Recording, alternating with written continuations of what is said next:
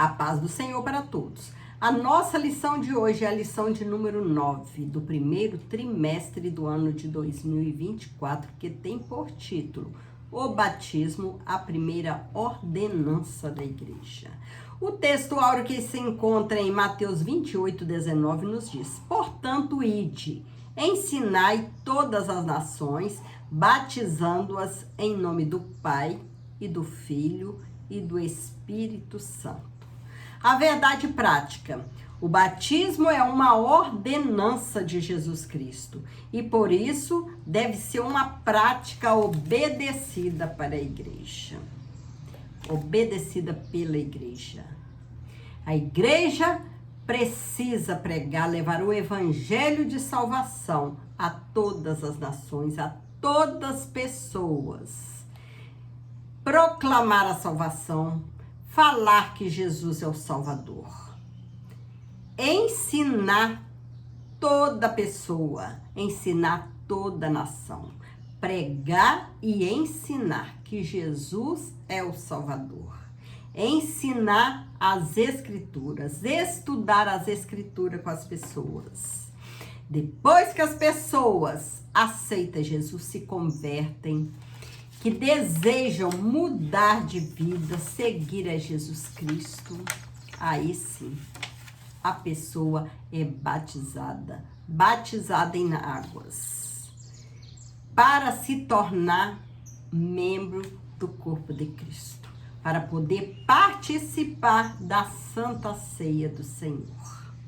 Nesta lição, vamos estudar uma importante prática cristã, que é o batismo nas águas. Veremos que o rito do batismo foi praticado por João Batista, Jesus Cristo e seus apóstolos, e posteriormente pelos cristãos da igreja primitiva. É uma prática, portanto, de grande importância para a igreja de Cristo. Contudo, como toda doutrina cristã, a prática do batismo também tem sofrido desvios ao longo da história, tanto no seu propósito quanto na sua forma. Assim, é necessário deixarmos a Bíblia falar a fim de que o propósito correto para o qual foi instituída essa importante missão seja observada. Pressupostos bíblicos, doutrinários do batismo. O batismo visto como um sacramento, a origem de um erro. A tradição católica e alguns segmentos do protestantismo histórico veem a prática do batismo como um sacramento. As palavras sacramento vem do latim sacramento, significando um sinal sagrado, capaz de conferir graça àquele que dele participa. Nesse sentido, Agostinho, no ano 354 a 430 depois de Cristo, bispo de Hipona, que introduziu esse desvio na igreja, entendia que o batismo, como sacramento, é um rito que transmite graça espiritual, independentemente da fé de quem o pratica. Esse entendimento teológico, doutrinário, define um sacramento como sendo um sinal visível de algumas tradições cristãs. O batismo torna-se necessário para a salvação. A Igreja de Cristo, ela tem a missão de pregar o Evangelho, de levar o Evangelho de salvação a todas as pessoas. A pessoa aceita a Cristo, vem para a igreja, né? Decidida a aprender a palavra santa. A igreja tem a missão de ensinar para os novos convertidos, aquelas pessoas que estão chegando na igreja. que são os novos convertidos. Ensinar a palavra, ler a palavra, estudar a palavra, né? Oferecer a palavra como um pão para os novos convertidos. Os novos convertidos vão se alimentando, conhecendo, amadurecendo. Quando eles estiverem prontos, já dispostos a largarem tudo, a seguir Jesus, eles passam, né, por vontade própria, pelas águas, são batizados em nome do Pai, do Filho e do Espírito Santo, tornando-se assim membro da igreja, membro do corpo de Cristo, podendo assim participar da Santa Ceia do Senhor, como membro do corpo de Cristo. E a igreja, ela vai trabalhando, né? Vai trabalhando, ganhando vidas para o reino de Cristo, preparando vidas para servir ao Senhor, preparando novos discípulos, novos ensinadores da palavra, novos pregadores da palavra de Cristo. O batismo não é um sacramento, mas é uma ordenança de Cristo. Cristo, ele ordenou. O ensino bíblico concernente ao batismo é que ele é uma ordenança e não um sacramento. Ide, portanto, fazei discípulos de todas as nações, batizando-os em nome do Pai, do Filho e do Espírito Santo. Está escrito lá em Mateus 28, 19. Não há, portanto, no batismo um poder mágico capaz de transmitir graça para a salvação. O ensino bíblico é que o batismo é uma ordenança dada por Cristo a quem já foi alcançado pela graça, e não a quem quer obter alguma graça através dele. Então, quem já foi alcançado pela graça é uma ordenança de Cristo que essa pessoa seja batizada em nome do Pai, do Filho e do Espírito Santo, que passe pelo batismo das águas. O batismo deve ser administrado aos adultos. O mesmo Agostinho, que entendia o batismo como um sacramento, defendeu também que os bebês, por haverem nascido com o pecado original, precisavam ser batizados para serem salvos. Nesse caso, o batismo deveria ser administrado a eles para anular o pecado original, né? O pecado vindo de Adão e Eva. Evidentemente que esse entendimento do bispo de Hipona está contra o ensino de Cristo, que afirmou que as crianças fazem parte do reino de Deus. Jesus, porém, disse: deixai os pequeninos, não os estorvei de vir a mim, porque dos tais é o reino dos céus. Está escrito lá em Mateus 19, 14. Logo, não há vestígio no Novo Testamento de crianças sendo batizadas, pois nosso Senhor diz que o batismo deveria ser administrado a quem cresce. Uma criança que ainda não chegou à idade da razão não tem maturidade para crer e fazer suas próprias escolhas. Então, com isso, nós entendemos, a Bíblia é clara em nos dizer que o batismo é feito somente depois que a pessoa já tem uma idade que já sabe diferenciar o bem do mal, né? Distinguir o que é bom, o que é ruim, né? E a criança, ela não tem essa acepção, né? Do que é certo e do que é errado. O batismo em água é uma ordenança que deve ser administrada aos adultos, aquelas pessoas que já conhecem, já se sabe distinguir o que é certo e o que é errado. O símbolo e o propósito do batismo.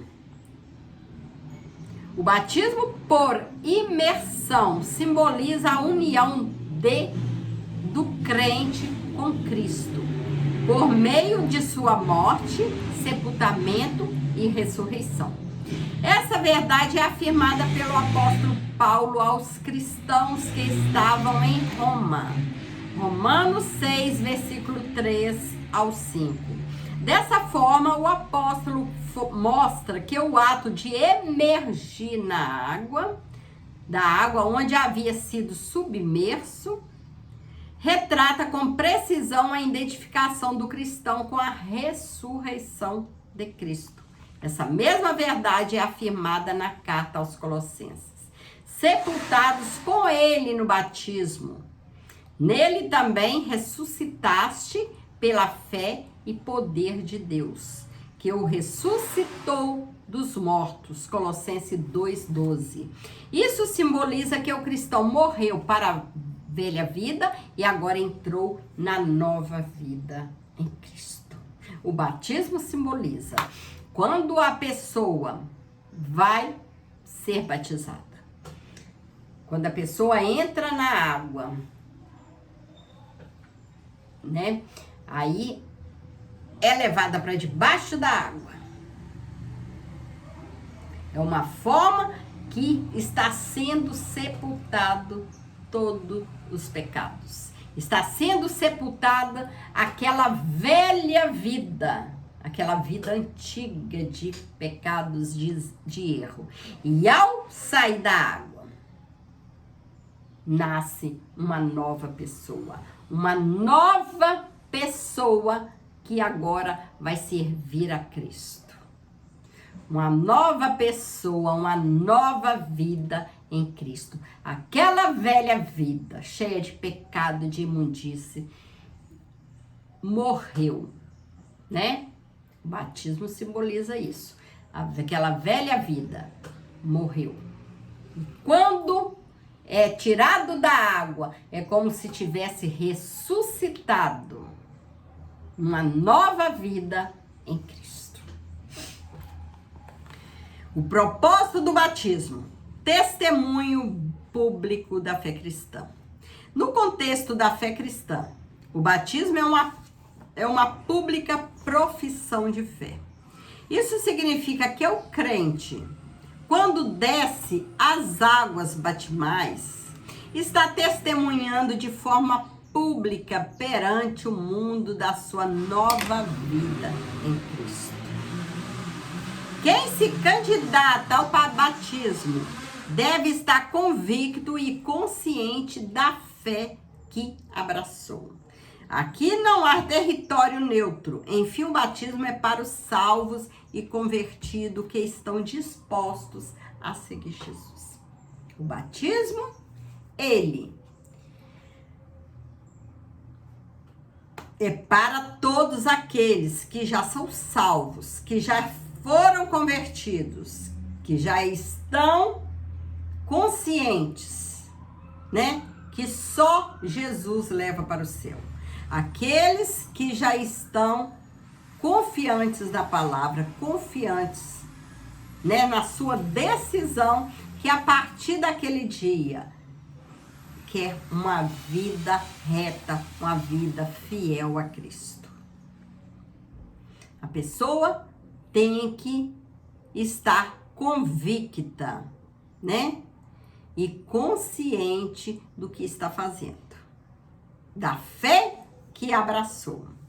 Porque quando a pessoa é batizada, aquela velha pessoa, aquela velha vida é sepultada. E ressurge uma nova vida em Cristo. Não há espaço para indecisão. Somente cristãos indecisos rejeitam ser batizados. aqueles cristãos que nem sabem o que está querendo ainda, né? Eles rejeitam o batismo, mas aqueles que estão convictos da fé, convictos do que estão fazendo, esses sim têm o desejo de passar pelas águas, de se tornar membros do corpo de Cristo. Às vezes isso acontece por ignorância ao sentido do ato, outras vezes é por falta de convicção da fé. No primeiro caso, às vezes o crente entende que após ser batizado não pode mais cometer qualquer tipo de falha. Embora a Bíblia mostre que o crente deve evitar o pecado. Contudo, o batismo não pode ser visto como uma vacina que imuniza o cristão contra o pecado. Este é vencido quando se anda no Espírito. Gálatas 5,16. Por outro lado, há muitos que rejeitam o batismo justamente por falta de conversão. Estão conscientes das implicações que esse rito traz e não estão dispostos a cortar o cordão umbilical com o mundo. Então, a pessoa, mesmo depois que passa pelo batismo, o ser humano é sujeito a falhas, né? Se não vigiar, é sujeito a cair no pecado, a desviar outra vez da palavra do Senhor. Por isso, o cristão precisa estar sempre em espírito, orando sem cessar, vigiando a cada segundo, vigiando sempre, para não entrar em tentação, não cometer falhas, não cometer pecado. A pessoa precisa estar convicto que foi batizado, porém, o batismo não significa, como está escrito aqui, que foi vacinado contra o pecado, né? Que muitas bandejas o inimigo vai oferecer para que o crente volte à sua condição passada. E tem também aqueles crentes, né, que não querem passar pelo batismo porque ainda não se desligaram completamente do mundo. Ainda tem coisas lá no mundo que ainda puxa, né?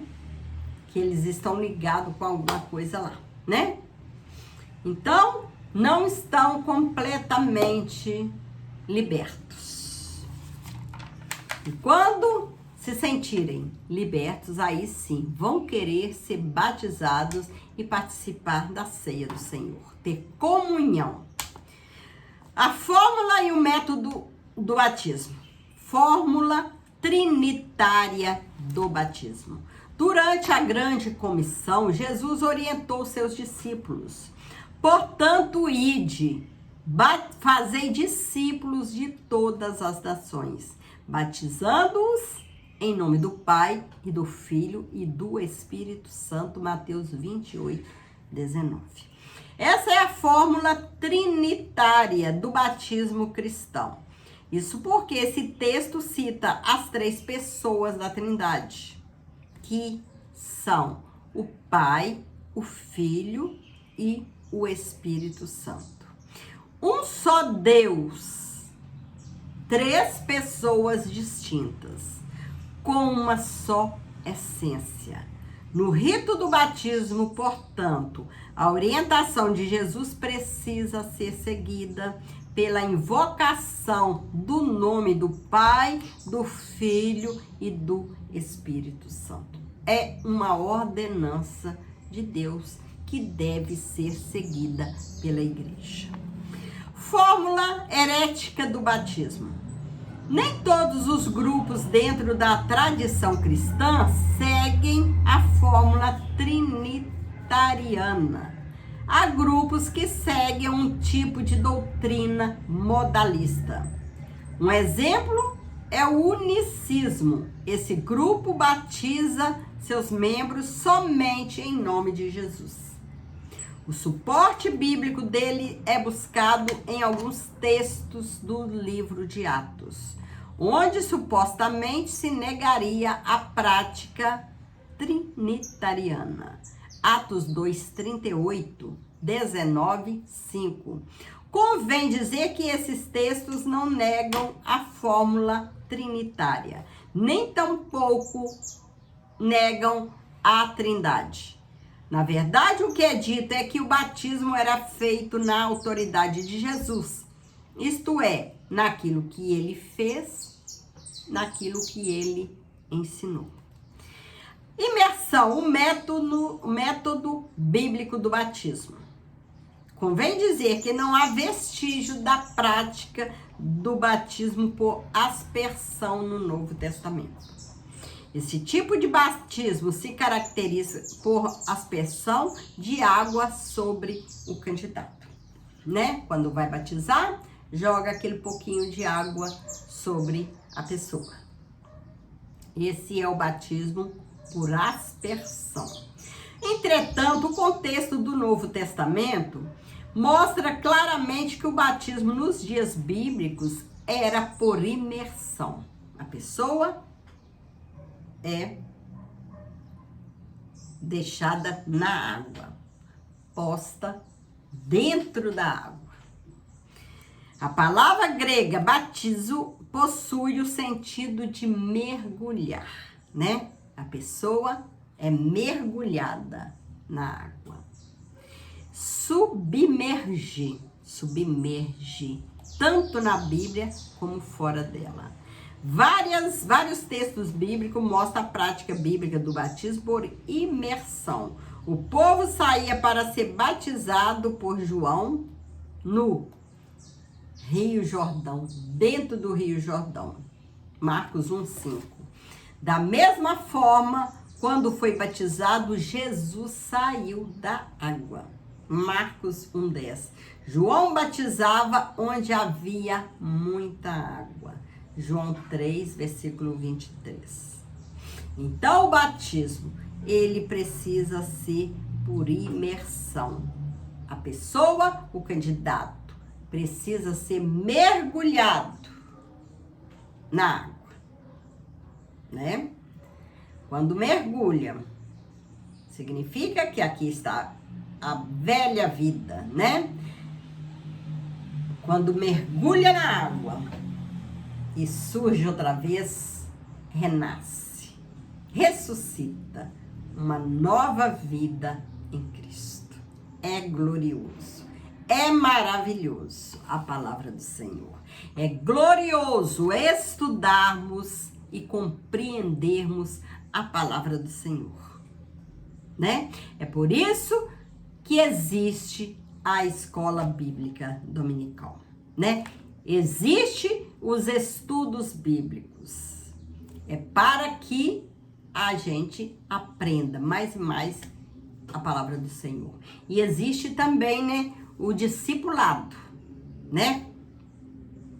O ensino das palavras, da palavra cristã aos novos convertidos, né? Para que eles vão aprendendo a palavra do Senhor, para que vão criando raízes, aumentando a cada dia a sua fé.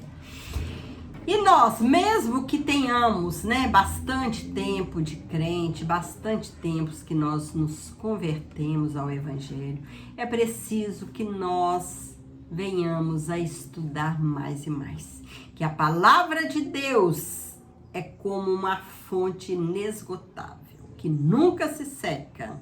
Por mais que a gente estude, por mais que a gente aprenda a palavra do Senhor, sempre há muitas coisas para a gente aprender. Que a palavra de Deus, ela vai se tornando cada dia mais viva, né?